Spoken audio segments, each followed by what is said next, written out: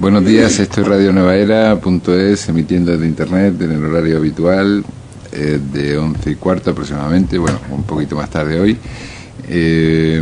pero empezamos una andadura hoy con bastantes noticias. Dentro de poco vamos a tener esta sección de noticias que ya hemos anunciado en la radio, y todas las personas que deseen dejar pues cualquier comentario sobre un vídeo bueno que han visto sobre espiritualidad o esoterismo, medicinas alternativas o terapias de cualquier tipo, bueno, siempre que estén en esta onda de nueva era de la que nosotros hablamos, lo podrán hacer. También un curso, una conferencia, cualquier tipo de actividad que esté relacionada con lo nuestro. Si ponen un partido de fútbol, pues no es oportuno esto y lo quitaremos, pero cualquier otra cosa que esté dentro de la temática de la que hablamos aquí día tras día, de lunes a viernes, pues será bien recibida. Soy Antonio Fernández Fígares y espero que pasen un tiempo agradable. Hoy contamos con una invitada especial, ya nos honró con su visita en otra ocasión y nos estuvo hablando de temas muy interesantes que están en la web. En la web hay un archivo que se llama Exorcismo, que también pueden oír de esta mujer con una larga trayectoria dentro del esoterismo y la espiritualidad, que ahora vamos a presentar. Antes de eso, saludo a mi compañera habitual del programa, Edith Tamucio. Buenos días. Buenos días, Antonio. ¿Qué tal? ¿Cómo están ustedes? ¿Cómo están todos? Bueno, luego de este fin de semana, ¿no? Fin de semana muy, muy grato. Un intermedio entre el verano y un poco, ¿no?, el otoño que viene, un poco de fresco, y también una lluvia el sábado a la noche. ¿Llovió? No sé si sabías. Sí, en Granada, sí. Claro, en Granada, sí. Pero en todo Levante y en Cataluña está lloviendo bastante también. Ajá. Es lo típico de esta época. De esta época, claro. En España suele llover mucho. En el Levante y en el norte también. El verano se acaba para las partes del norte de España pues a finales de agosto y bueno, tenemos estas inclemencias, pero que son agradables. Yo pienso que después del torrido verano, un poco de agua, estábamos diciendo que Granada es muy seca. Sí, viene muy bien. Viene muy bien. Viene muy bien. Bien, pues está con nosotros, como decía, una experta en muchos temas, en terapias, en esoterismo a varios niveles, formada y curtida en estas lides desde hace muchos años, que también sabe astrología. Damos la bienvenida a Graciela Cambeses. Buenos días. Gracias, buenos días. Estamos hoy hablando, recogiendo un poco el tema que tú lanzaste ayer en una conferencia, al que no tuve la suerte de asistir, pero que por lo visto fue muy interesante, ¿no? Hablaste de cuerpos sutiles, ¿no? Sí, pues el tema, el aura o cuerpos sutiles, ¿no? Se llama, digamos, los cuerpos sutiles son aquellos que conforman el aura en general. Este fue el tema. Y vamos a adentrarnos un poco. Ya saben nuestros oyentes que nuestra radio se ocupa de analizar temas en profundidad, que no pasamos por encima de las noticias como hacen otros medios de comunicación, que simplemente las mencionan, sino que nos metemos a fondo en las temáticas. ¿Qué nos puede decir, Graciela, de los cuerpos sutiles, bajo tu experiencia? Bueno, un poquito puedo contar lo que dije en la conferencia, ¿no? Es decir, qué cosas son los cuerpos sutiles, cómo es su conformación, qué quiere decir, cuál es la diferencia entre el aura y el cuerpo sutil, ¿no? Es decir, qué quiere decir. En general, nosotros cuando hablamos del cuerpo, hablamos de lo que es el cuerpo físico, ¿no? Todos estamos acostumbrados a lo que es nuestro cuerpo. Y no nos damos cuenta que en realidad el ser humano está compuesto de muchos cuerpos. Uno de ellos es el cuerpo físico, que es el cuerpo más visible. Después de que existen otros cuerpos que aquellos más visibles para el ojo clarividente son 3 cuerpos no superiores. Después existen todavía otros cuerpos, pero son espirituales y ya son más difíciles de percibir, ¿no? De los cuerpos que me refiero son el primero, que se llama, digamos, está el cuerpo físico, inmediatamente después hay otro cuerpo que se llama el doble etérico o cuerpo etérico. Esto depende mucho del tipo de disciplina que uno haya estudiado, ¿no? Si uno estudió la antroposofía, la teosofía, o si uno estudió estudios orientales o occidentales, le pueden poner otros nombres, ¿no? Pero digamos, la traducción general es doble etérico. Entonces nosotros vamos un poquito a desarrollar lo que son el doble etérico, que es el cuerpo inmediatamente después del cuerpo físico. Luego está el cuerpo astral o cuerpo de las emociones. Y por último existe el cuerpo mental o cuerpo intelectual. Estos 3 cuerpos son los cuerpos que luego conforman aquello que llamamos el aura. Y yo en la conferencia y también en esta oportunidad voy a hablar de estos 3 cuerpos. Después de que existe también un cuerpo espiritual, un cuerpo divino, cuerpo monádico. Existen varios otros cuerpos más allá del cuerpo mental. Pero bueno, son cuerpos ya que son muy difíciles de ver, de percibir y también de actuar sobre esos cuerpos, porque en la medida en que uno tiene la percepción de estos cuerpos, puede también influir en estos cuerpos a través de determinadas técnicas. Pero estos cuerpos superiores son ya muy, muy difíciles, ¿no? Y diría también bastante intocables para lo que es el ser humano. Intocables, o sea, no se pueden afectar. No se pueden afectar, exactamente. Pertenecen a un nivel de conciencia que es muy superior al nuestro y por lo tanto uno no puede llegar a ese cuerpo. Es decir, es un cuerpo intocable para nosotros porque pertenece a un nivel muy alto. Pero nadie puede acceder a ellos. Podría acceder a alguna iniciado. Ajá. Pero acceder para obtener conocimientos de ese cuerpo, es decir, de cuál es la historia de esa persona, pero tampoco para influir en la problemática actual de la persona, porque la problemática actual de la persona o la vida actual de la persona se ve manifestada en los cuerpos inferiores espirituales, claro, que son estos. Ajá. Esos son cuerpos superiores espirituales. Uh-huh. Y no tienen una gran relevancia en términos de nuestra vida actual, digamos. Es decir, que tendría que ver con vidas pasadas, va más allá, con el desarrollo espiritual divino de la persona.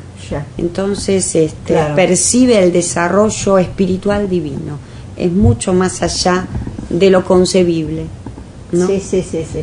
Y que bueno, la mónada pues está cerca ya del espíritu en sí mismo, ¿no? Exactamente, del espíritu divino, o sea que no tendríamos tampoco palabras para expresar lo que es eso. Es decir, muchas veces vienen solo imágenes, no existe una mente que pueda concebir una imagen, ¿no?, de ese tipo, ni siquiera colores, ni siquiera, es algo muy espiritual. No ¿sí? Tendría características. Exactamente, ¿no? Por eso que no tiene sentido en esta realidad acceder a eso, porque, es decir, puede tener un sentido muy personal de una persona que logre acceder, pero no es un contacto tan fuera de nuestros sentidos que es muy difícil de contactar.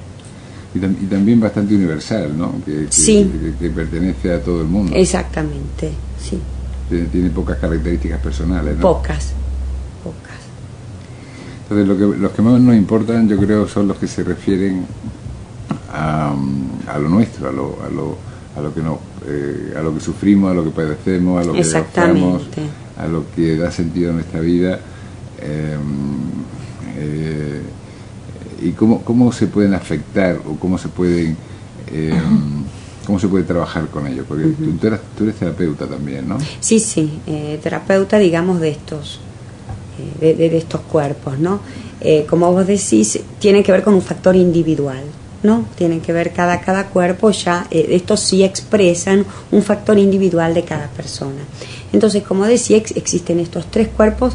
Vos me preguntás cómo se puede trabajar. Primero te explico un poquito cuál es la función de cada cuerpo, para después explicarte cuál es el trabajo que se puede hacer. En tanto, el primero que les dije es el que se llama el doble etérico, ¿no? El doble etérico es el cuerpo de la vitalidad. Es un cuerpo que está muy pegadito al cuerpo físico y que tiene las mismas características físicas de nuestro cuerpo físico. Es decir, si uno separa el doble etérico del cuerpo físico, ve la imagen de la persona de la misma manera que ve la imagen del cuerpo. Es decir, tiene una forma igual.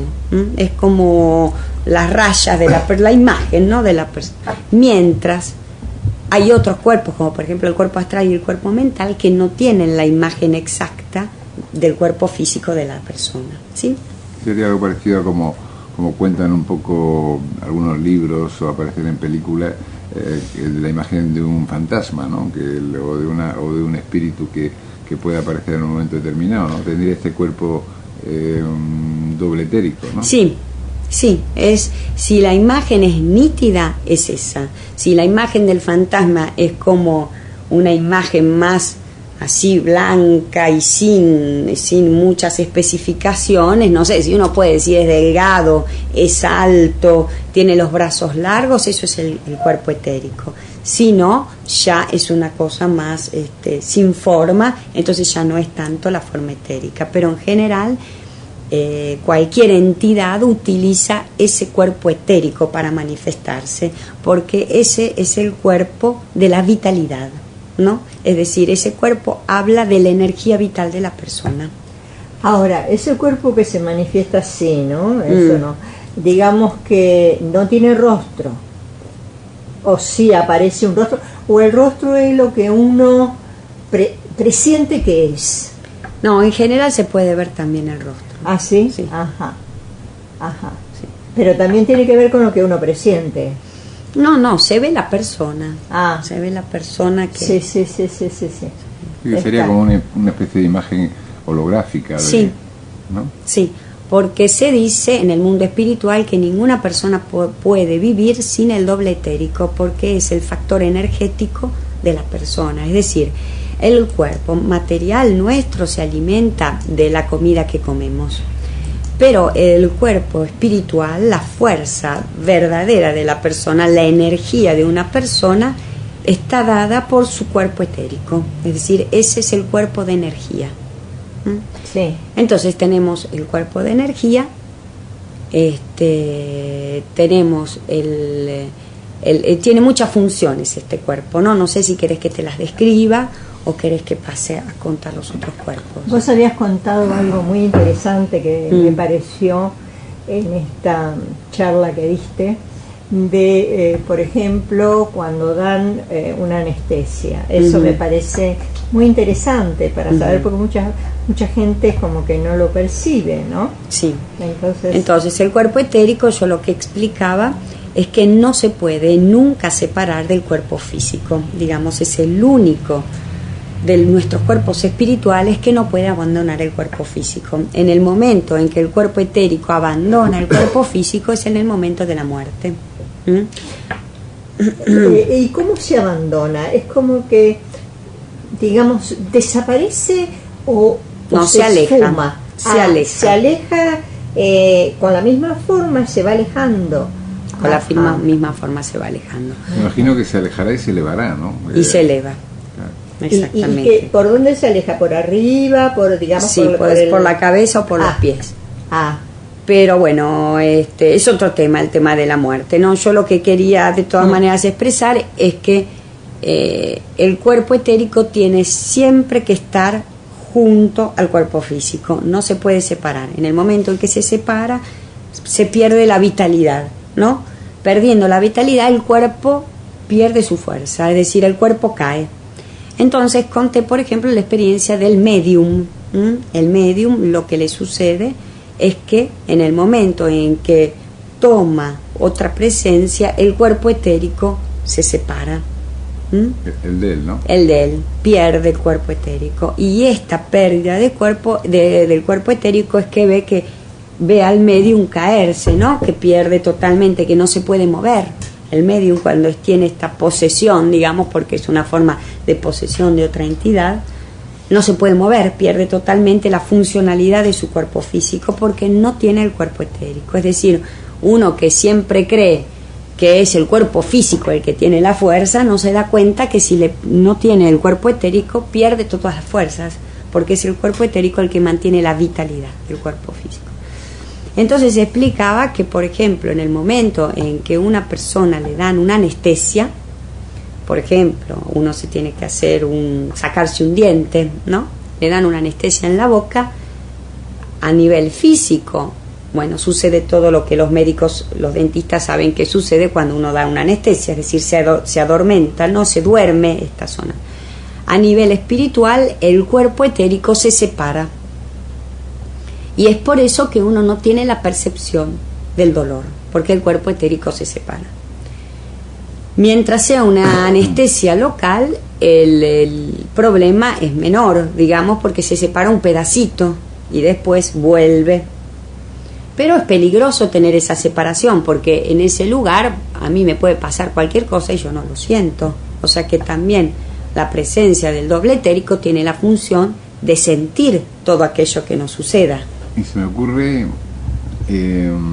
Gabriela, que una cosa muy curiosa que ocurre en medicina, ¿no? Cuando a alguien le seccionan una pierna o ha perdido una pierna, la siente. Exactamente. Como si la tuviera durante mucho tiempo. Exactamente, ¿no? Ese es el doble etérico. Y casi va a rascarse y piensa que la tiene. Exactamente.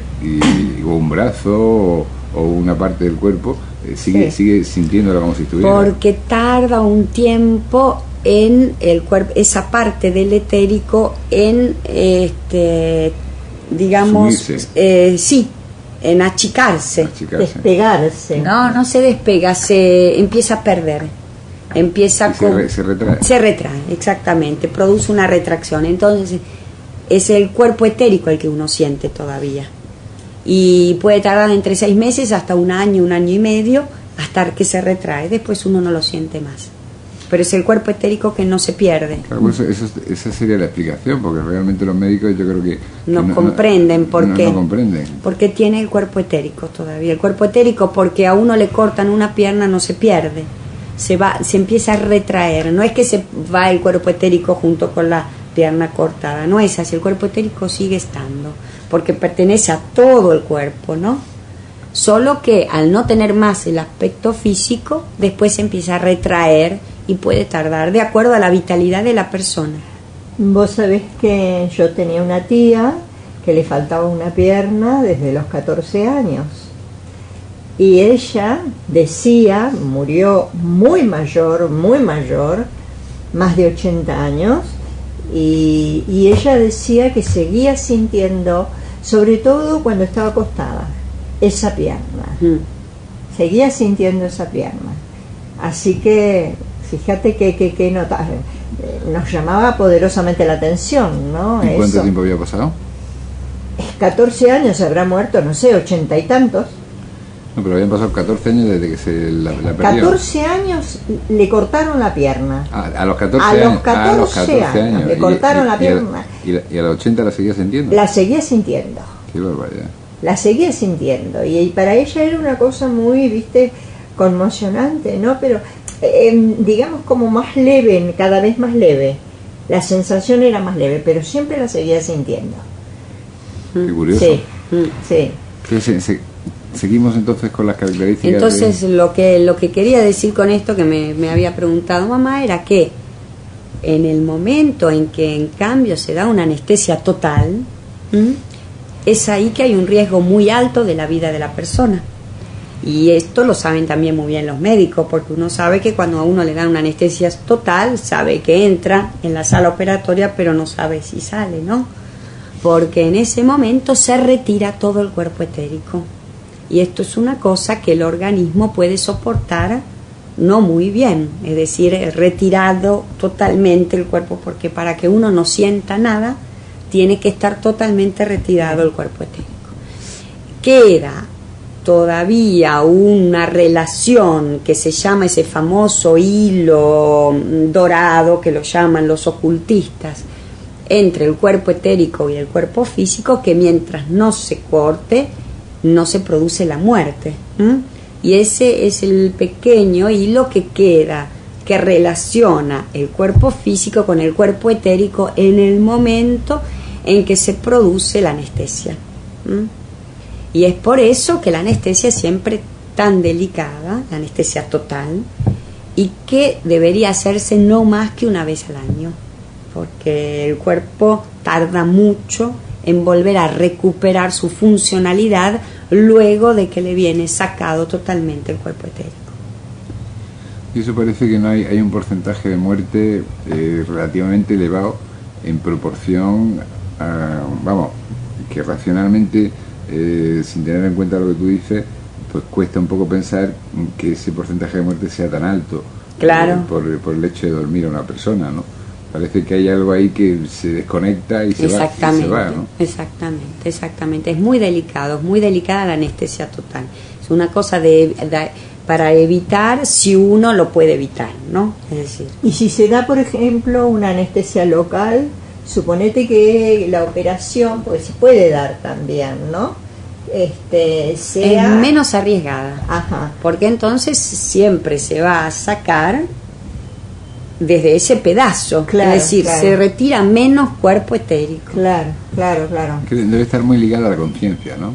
El cuerpo etérico está relacionado a la capacidad de sentir, ¿no? Todo el externo en la interioridad. Es decir, nosotros, si no tenemos el cuerpo etérico, no podemos sentir ningún tipo de cosas, ni dolores, ni sentimientos, ni pensamientos. Es decir, es el cuerpo que hace de conexión con todo el resto de los cuerpos y con el afuera hacia el adentro.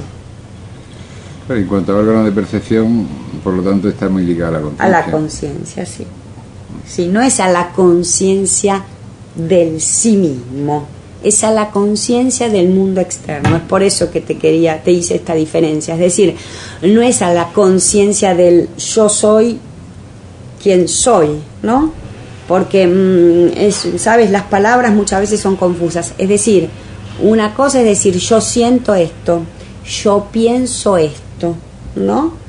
Me duele esto, o sea, si me tocas así me duele. Es decir, estas son todas una conciencia relacionada a los sentidos, o sea, relacionada a la materia. Pero quien uno es más allá de la materia. El cuerpo etérico nos conecta con la materia. Es decir, quien tú eres como alma, para eso no necesitas al cuerpo etérico. Sí, que por un lado estaría la conciencia de ser, ¿no? Por llamarlo de alguna manera. Y por otro lado la conciencia de percepción. Exactamente. Entonces el etérico está relacionada a la conciencia de percepción del mundo, ¿no? Por lo tanto, el dolor o el placer, es decir, un sentimiento de acción sobre mi cuerpo, sentimientos emocionales, amo a una persona, no la amo, o pensamientos, pero todas estas cosas son percepciones externas, ¿no? No es quién soy yo, porque yo voy más allá de lo que mi cuerpo me duele, de lo que mi corazón siente y de lo que mi mente siente. Yo soy otra cosa, ¿no? Es decir, soy alguien que tiene cosas más grandes que todo eso.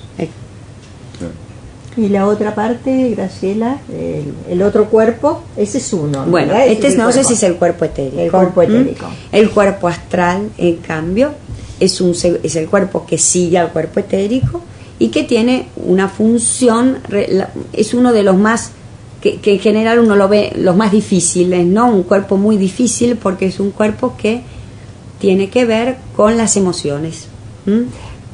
Perdón, nos olvidamos de decir la distancia que tiene más o menos el cuerpo etérico, ¿no es cierto? Muy cerquita. Sí, un centímetro más o menos, sí, para que físico. La gente más o menos se dé cuenta, ¿no? Perdón. Nada. El cuerpo astral, en cambio, es el cuerpo de las emociones, se lo llama también cuerpo emocional, y es un cuerpo que ya no tiene la forma del cuerpo físico, sino que tiene una forma diferente de acuerdo a la persona, pero es una forma redondeada, ¿no? Sabemos que el aura es como un huevo, más o menos perfecto y equidistante, sea en la parte superior que en la parte inferior, ¿no? Es una forma de huevo.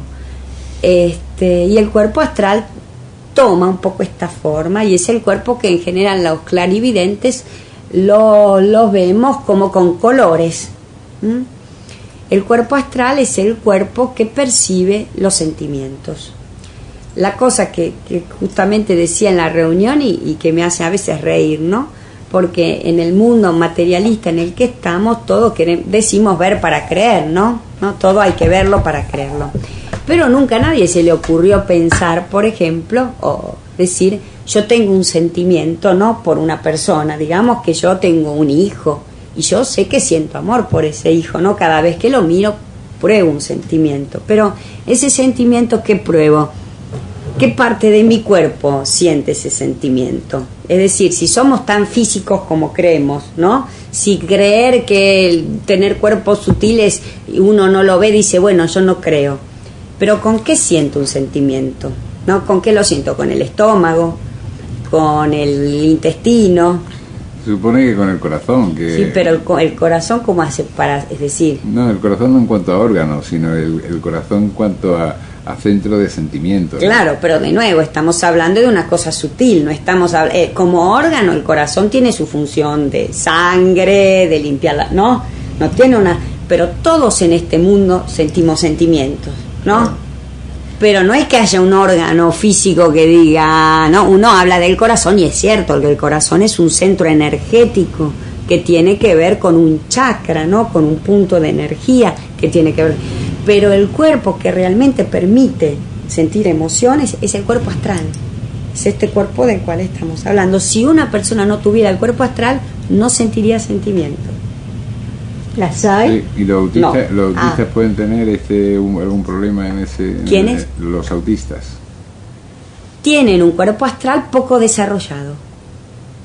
Es decir, bloqueado por algún problema psicológico. el autista tiene cuerpo astral, pero tuvo problemas, tiene bloques en ese cuerpo astral, ¿no? Entonces se ha cerrado. Porque después... Es complejo el tema, ¿no? Pero cada cuerpo astral para manifestarse utiliza los chakras, ¿no? Los centros energéticos, los 7 chakras más conocidos. Y estos chakras tienen que tener una cierta vibración energética. El autista no desarrolla bien sus chakras, los cierra. Están como, hay una palabrita, a ver si me viene, cuando están... ¿Inhibidos tal vez? Sí, es bloqueados, ¿no? Sí, es una forma de bloquear, pero es como que no se llegó a desarrollar, atrofiados. Atrofiados. Tienden a atrofiarse. Entonces, el atrofiar porque una inhibición, por ejemplo, un bloqueo es una cosa que se puede mejorar. Sí. Cuando está atrofiado no se puede más mejorar. Esa es la diferencia, ¿no? Es decir, como has dicho, un autista tiene una atrofia, porque ya llega a un punto que no se puede desarrollar, ¿me entendés? Que no logra, cuando una persona se convierte en un autista ya es muy difícil que haya una recuperación de un autista. Eso quiere decir que los puntos energéticos se han atrofiado. En cambio, si una persona tiene bloqueado el centro, que es una cosa bastante común, pueden existir terapias para desbloquearlos.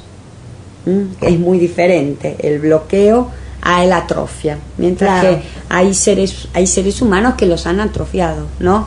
O por ejemplo, si uno tiene un problema muy grave en su vida infantil, no sé, por ejemplo, su madre la ha abandonado, después va a orfanatrofios, ¿no? A lugares así, viene abandonado.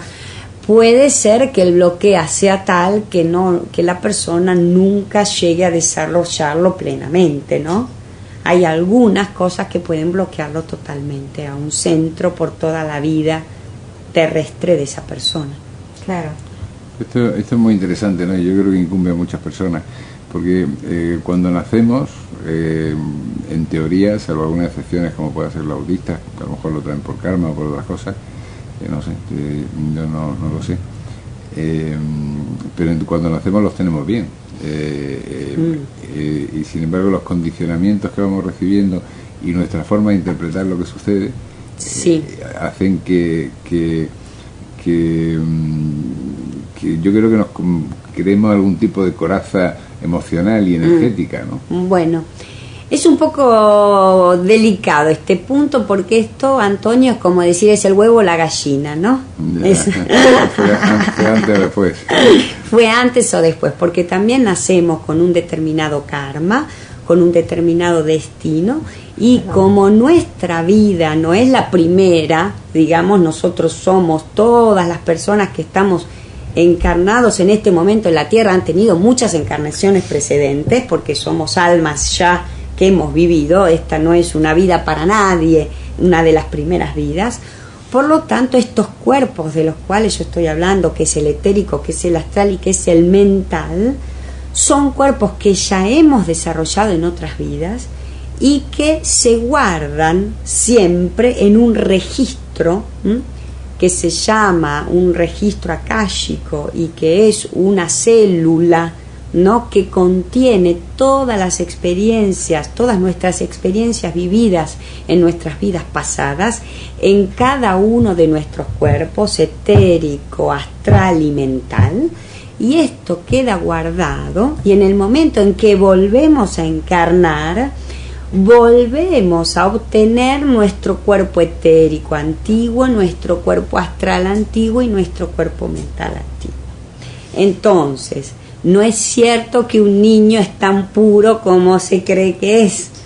Condicionado también, ¿no? Porque también tiene condiciones, y es por eso también que un determinado cuerpo astral, digamos, por lo tanto un determinado cuerpo emocional, va a encarnar en una determinada familia que le va a dar los condicionamientos necesarios para el cuerpo astral con el cual viene.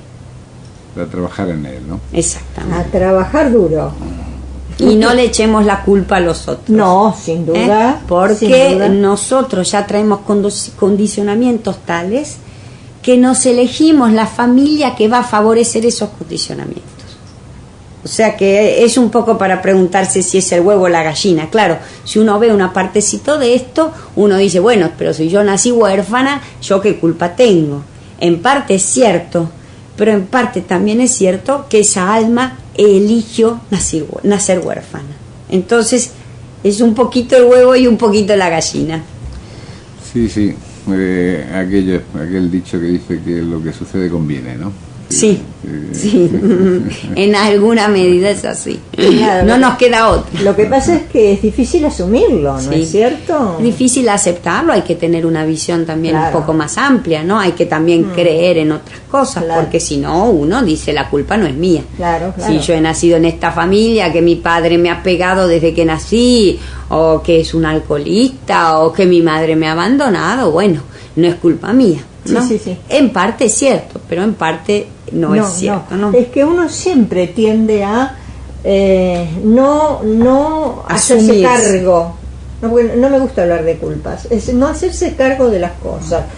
Las cosas son siempre de los demás. culpa de Sí, las cosas son del otro. Yo no me hago cargo de eso. No, es que yo creo que la sociedad o la cultura últimamente ha favorecido mucho el victimismo, ¿no?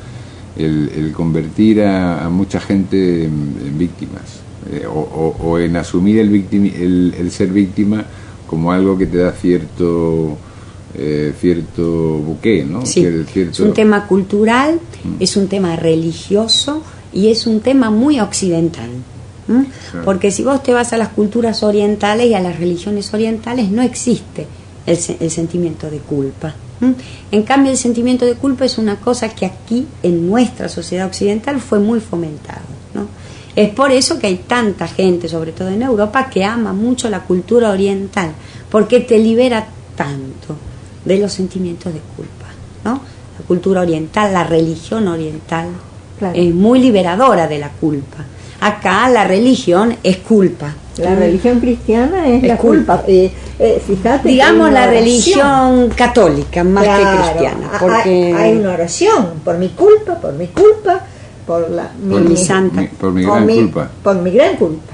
Entonces, todo culpa mía. Claro. O culpa de los otros, no importa. Pero no hay un tema muy relacionado a la culpa. Es un tema también muy cultural. Si nosotros pasamos de cultura, la culpa no existe más. Claro. O sea que, bueno, también para crecer como seres humanos tenemos que conocer otras cosas, porque entonces podemos escaparnos un poco o razonar sobre aquello que es las limitaciones que al inicio tuvimos, pero que después nos seguimos generando solos, ¿no? Porque si seguimos creyendo determinadas cosas, seguimos, me viene la palabra en italiano, que es atrayendo hacia nosotros esas cosas. Claro. Entonces, el problema es que mientras yo creo esto, sigo atrayendo esto. Cuando yo cambio el modo de creer, cambio también aquello que atraigo hacia mí. Entonces, es importante. Que creer es crear. Creer es crear, exactamente.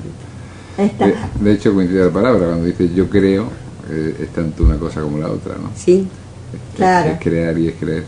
Claro. Vos habías hablado del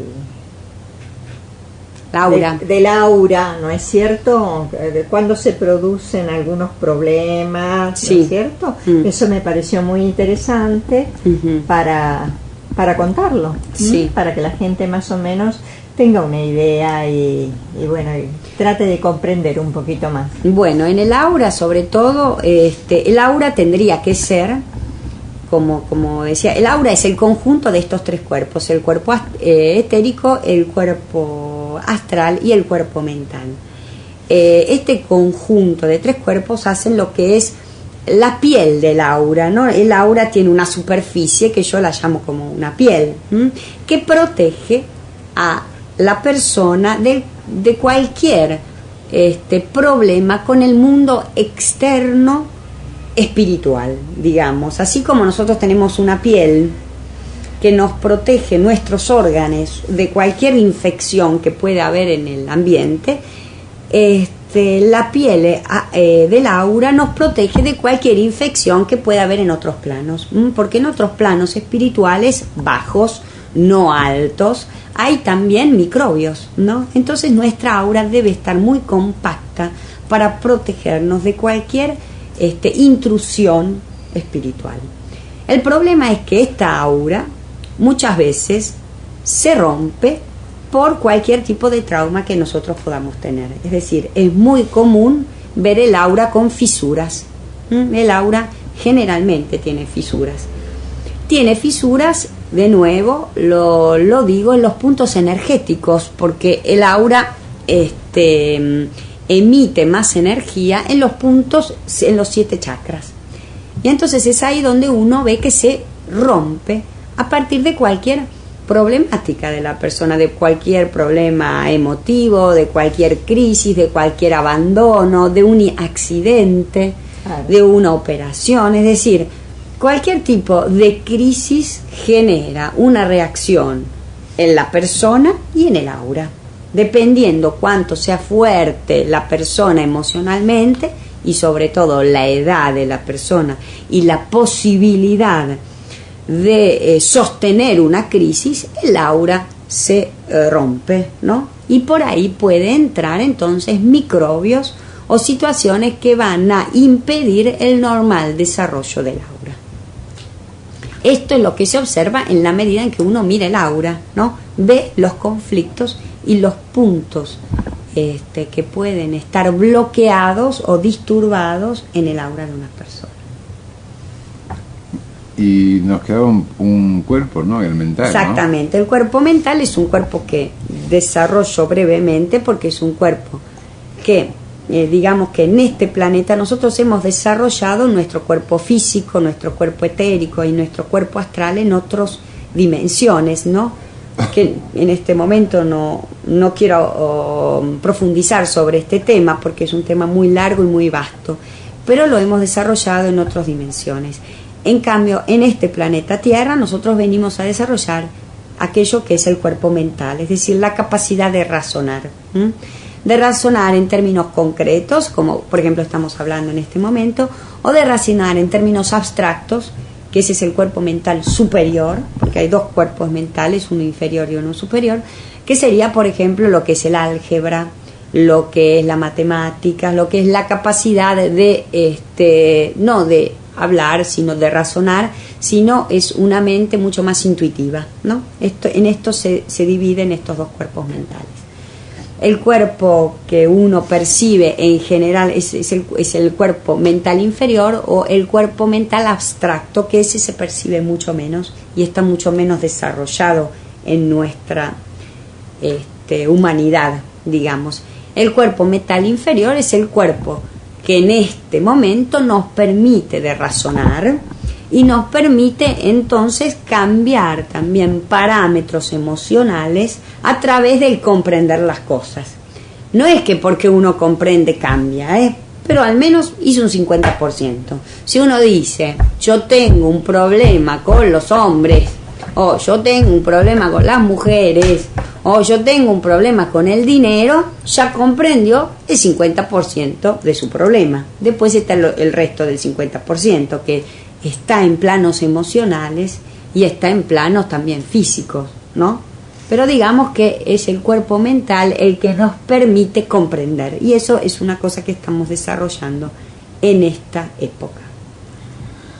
¿Cómo se ve, perdón, Antonio, cómo se ve el cuerpo? Cuerpo mental se manifiesta a través de geometrías, o triángulos, o cuadrados, o es un cuerpo que no tiene formas muy redondeadas. No, pueden ser también círculos, pero en general tiene formas rectas. Sí. De líneas. Geométricas, ¿no? Sí, geométricas, eso. Son formas geométricas. Pero no es un cuerpo en el que yo trabaje mucho, porque yo en general siempre tengo que ir a trabajar sobre el cuerpo emocional, porque es el cuerpo donde uno le quedan los traumas, donde tiene los problemas emocionales y donde la gente no progresa. Digamos, hasta quien entiende no alcanza solo a entender, después hay que sentirlo, ¿no? Y después hay que actuarlo. Claro, es que yo creo que o sea, toda la teoría que hay con libros como El Secreto o otros que se han distribuido sobre Luis Hay o otros que han proclamado la bondad de hacer afirmaciones o de repetir creencias a nivel mental, eso puede cambiar nuestro interior y nuestra realidad, empezar a conceptualizar de diferente manera para que cambien los sucesos y las circunstancias. Pero lo que tú comentabas antes, ¿no? El problema está en que si seguimos sintiendo lo mismo, o sea, si yo quiero vivir el éxito, pero me siento como un fracasado, exactamente, no se activan los resortes exactamente que ponen en marcha ese cambio de situación. Sí, y es inútil que vos continúes todas las noches antes de irte a dormir a decir yo soy una persona de éxito, a mí el éxito me va a llegar, porque son afirmaciones que dentro de ti no tienen una verdadera raíz, respaldo, claro. Un respaldo. Entonces en realidad tú te sientes un fracasado y vas a atraer hacia ti situaciones de fracaso. Es decir, el mental te sirve para entender tu problema, pero luego hay que ir a trabajar al emocional, porque en el emocional es donde yo siento que no tengo éxito y que soy un fracasado. Y mientras yo lo siento, yo lo voy a traer hacia mí. Claro, yo creo que no basta tampoco con cambiarlo, o sea, con decir, yo me voy a sentir triunfador a partir de ahora. No solo decirlo, sino incluso vivirlo, ¿no? Me voy a ir a un restaurante de 5 tenedores y voy a darme una gran cena, me voy a comprar un reloj de oro. Son cosas que hace la gente, ¿no? Para tener una sensación de éxito. Uh-huh. Pero ¿qué ocurre? Si se ha producido ese sentimiento de fracaso y si la vida nos ha llevado a una serie de vivencias, fracaso me refiero en general, económico, profesional, afectivo, que es muy frecuente en la sociedad de hoy, y por eso yo creo que es un tema interesante de tratar. Hay debajo una causa, y yo creo que esa es la que hay que localizar, ¿no? Exactamente, hay que ir a trabajar sobre la causa. Si la persona hizo un trabajo sobre sí, mi trabajo es más fácil, porque la persona entonces es consciente de su causa. El problema es que para ir a trabajar sobre la causa emocional, hay que ir de nuevo a tocar el dolor. Y es eso lo que uno intenta evitar a todo costo, porque ir a tocar el dolor es volver a sentir ese dolor que, aunque quizás en este momento no tenga esa importancia, yo lo voy a tocar y me voy a volver a sentir de nuevo como una niña o como un niño en la edad en que me ha sucedido ese dolor. Entonces, si a mí me sucedió ese dolor que yo tenía 8 años, me voy a sentir de nuevo desprotegida como a los 8 años a sentirme ese dolor. Eso es lo que tengo que ir a hacer para resolverlo. Si yo no hago eso, no lo resuelvo. Claro, y eso es lo que duele. Y eso es lo que uno lo evita a todo precio, a todo costo. Claro, si uno tiende a olvidar. Claro. Y yo creo que también saber el qué está enmascarando eso. O sea, yo creo que cuando elegimos un tipo de situación en la vida o de vivencia, estamos enmascarando algo detrás. O sea, hay muchas personas que dicen, yo prefiero mantenerme en una situación en la que no subo de este escalón, porque si subo me voy a encontrar con lo desconocido. Claro. Y lo desconocido me da miedo. Claro. Entonces, de fondo, a lo mejor hay detrás una base de miedo, ¿no? De miedo a la vida, de miedo a abrirse, de miedo a qué va a pasar, ¿no? Sí. Si uno contacta sus miedos, ¿no? Es decir, el miedo es algo normal y es también algo que nos cuida, en el sentido que si uno no tiene miedo, uno haría muchas locuras, ¿no? O sea que también es una medida protectora el miedo, ¿no? Es decir, un poquito de miedo es normal.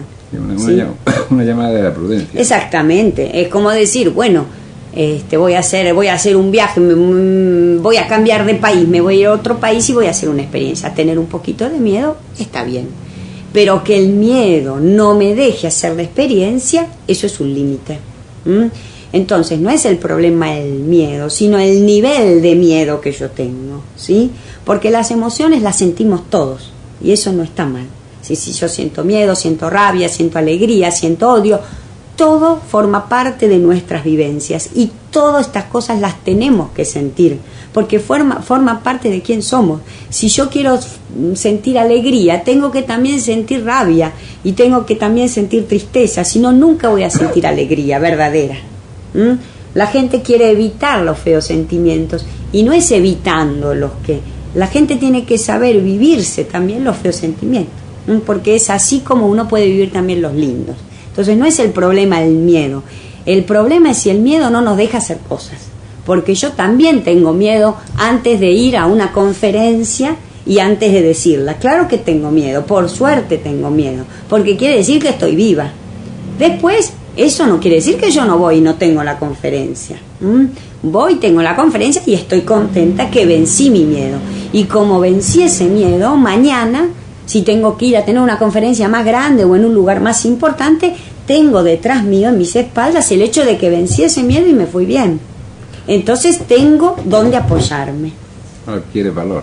Entonces adquirí valor. El miedo es un problema cuando yo por ese miedo no hago cosas.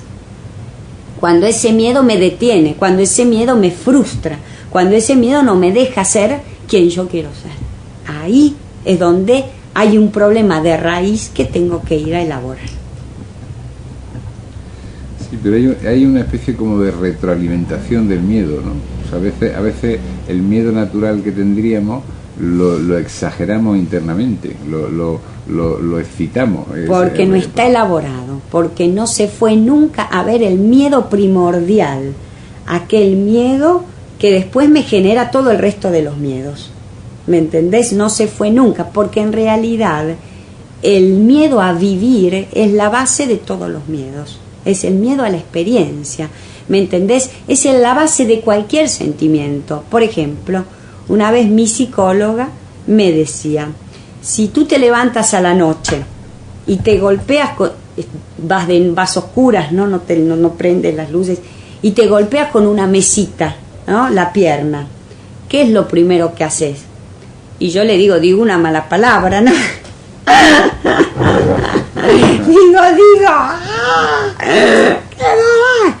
Muy bien, dice, vos decís una mala palabra y te enojás porque te golpeaste, pero en realidad, ¿qué sientes? ¿No? Y yo le digo, siento dolor, ¿no? Dolor y miedo, porque me pasó una cosa que no me la esperaba y que me asustó. Bueno, me dice, esa es la base de cualquier trauma, el dolor y el miedo.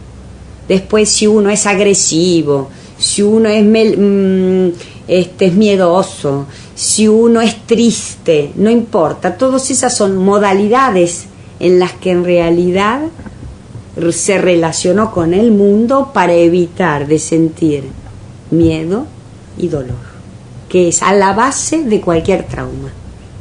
Frente al dolor hay quien se tira hacia atrás y frente al dolor hay quien es agresivo. Es lo mismo, no es importante, lo importante es que está el dolor. Y ese es el dolor que hay que ir a volver a buscar, encontrarlo, curarlo, para que luego cuando aparezcan nuevos dolores, que van a estar siempre, uno los pueda superar. Sí, es aprender a manejar el propio sentimiento, ¿no? Aceptarlo, asumirlo y bueno, aunque uno experimente las emociones, pero tampoco verse condicionado excesivamente por ellas, ¿no? Exactamente. El cuerpo mental, la parte, has dicho antes que hemos venido a construir el cuerpo mental, ¿no? Sí. Bueno, nos queda bastante trabajo por hacer, ¿no? Porque la civilización parece que se empeña en ser muy adolescente, ¿no? Entonces yo, mira, por ejemplo, de la gente que atiendo en Italia, ¿no? Que yo vivo en Bolonia, o sea que es una parte un poco del norte. Cuando vienen yo les veo a todos mucha cabeza, ¿no? Como que mucha energía en la zona de la cabeza. Yo no creo que se trate tanto de tener que desarrollar el cuerpo mental, porque a nivel de ideas y de comunicaciones ya hay mucho, digamos, que se conoce, ¿no? Yo veo que el conocimiento ahora está para cualquiera que lo quiera conocer. Es decir, no es como hace 50 años, por ejemplo, porque hemos tenido una evolución enorme en los últimos 100 años, enormes, y los últimos 50 es impresionante, ¿no? En relación a los 2000 que podemos contactar nosotros. Pero en estos últimos, digamos, 50 años se ha abierto todos los conocimientos para todo el mundo, con internet, con todo. Cualquiera que quiera saber puede saber. Sí. Es decir, hay de todo. El problema más que nada es relacionar en un buen equilibrio todos los cuerpos. Es decir, la gente en general cree, mi observación, es que la gente cree que porque entendió ya cambió. Y no es así. Hay gente que ni siquiera entiende. Y bueno, este es un grupo, ¿no? Y bueno, y ya está. Pero hay gente que entiende y cree que con eso basta. Y no es así. Es decir, hay que equilibrar, hay que estar en un sano equilibrio de todo quien somos. Entre el cuerpo físico, el cuerpo etérico, el cuerpo astral y el cuerpo mental. Eso es lo que es muy difícil. Hay quien tiene un gran cuerpo físico y un gran cuerpo etérico, entonces vemos los deportistas, las personas sanas que se alimentan muy bien en un determinado modo, pero que al cuerpo de las emociones y al cuerpo mental no le lleve el apunte. Hay en cambio gente que tiene un trabajo sobre sus propias emociones muy interesante, pero que al cuerpo físico no le lleva el apunte y come porquerías y no se mueve y no hace deportes y no hace gimnasia, y acá tenemos otro problema. Y hay personas muy pensadas, muy trabajadas intelectualmente, pero que no le interesa su parte emotiva o su parte física. Entonces tenemos un poco de todo, pero no le hacemos una buena mezcla. Y no le damos el suficiente alimento a cada cosa. Cada cosa tiene que tener su espacio. No es que porque yo soy un intelectual no le doy espacio a mi cuerpo físico, porque entonces se anquilosa, no está bien, y los cuerpos espirituales no se mueven bien si uno está sentado todo el día. No está bien. Necesita que esa energía circule. Entonces puedo ser muy intelectual, muy inteligente, pero estoy limitando a mi cuerpo físico.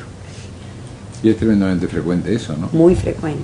Y lo mismo lo opuesto. Lo mismo lo opuesto. O sea, se habla de que la gente que se desarrolla mucho físicamente tiene poca capacidad intelectual. Exactamente. Le queda poca energía, es decir, usa tanta energía para una cosa que después la energía es una, se cansa. Hay que tener un equilibrio y todos sabemos que el equilibrio es muy difícil en la vida, porque es fácil decir que sí o decir que no, pero decir a veces que sí y a veces que no es muy difícil. Claro. Y además yo creo también ponerse la disciplina para tener... para llevar lo que tú dices, un equilibrio de vida y una vida completa en todos los ámbitos. Claro, ¿no? Eso es lo que hay que buscar. Es decir, es en vano que uno desarrolle demasiado una cosa porque es a expensas de la otra. Es decir, no puede tener como costo el otro cuerpo. Todos los cuerpos tienen que tener un equilibrio. Mejor si una persona no es un gran inteligente, pero tiene una vida equilibrada en todo, un poquito de esto, un poquito del otro, un poquito del otro. Claro. En cambio, quien desarrolla demasiado una cosa es al precio de hacer sucumbir las otras, y no está bien. Es verdad. Es verdad. Dos aspectos muy importantes que apunto aquí, ¿no? Por un lado, la necesidad del equilibrio en los 4 planos, y por otro lado, la necesidad de una sanación. ¿Cómo podemos realizar, Gabriela? Bueno, yo puedo explicar cómo es mi forma de trabajo, ¿no? Yo tuve la posibilidad de contactar esta técnica por un poco por el mismo tema que he hablado la otra vez, que yo he tenido la oportunidad de conocer este cura, ¿no? Que hacía exorcismo, y con una técnica que aprendí, que en este caso tiene que ver con el rezo, ¿no? Pero que puede tener tantas otras modalidades, ¿no? Yo la aprendí de esta manera, porque para actuar sobre lo que es el cuerpo sutil hay que entrar con una energía sutil, que puede ser, por ejemplo, la música, ¿no? Es decir, una vibración, pero también puede ser el rezo, que tiene una determinada vibración, es decir, no importa el modo, cada uno tiene su técnica. Yo aprendí esta y para mí funciona, pero como os digo, puede ser cualquier tipo de